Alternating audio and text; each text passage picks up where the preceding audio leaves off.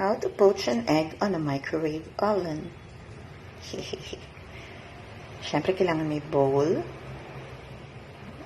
konting water, and your pre-washed egg. Sa bahay na ito, hinuhugasan ng mga itlog. Okay, first, put your water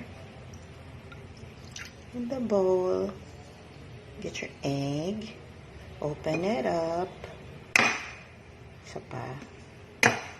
One hand. And gently. Grabe, sobrang gentle. Gently. Oh my God! Okay. Gently put it in. Yan.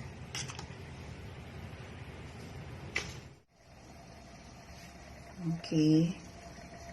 Egg is going in. Isara ang microwave. And set for 50 seconds.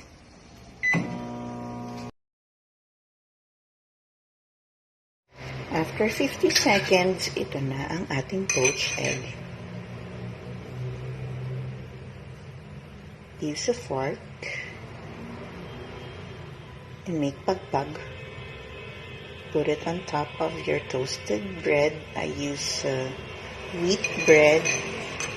Siyempre dahil ayaw natin na may nasasayang. Kunin natin lahat ng paputi.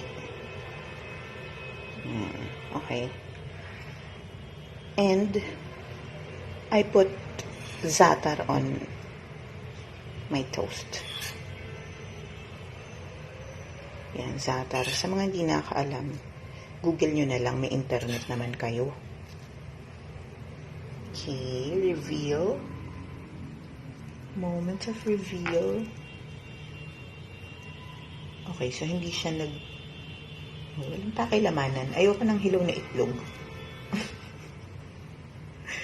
Kung gusto niyo na medyo nagdudrol-drol, bawasan niyo na seconds, di ba? Yan ang gusto ko, bakit ba? Happy eating!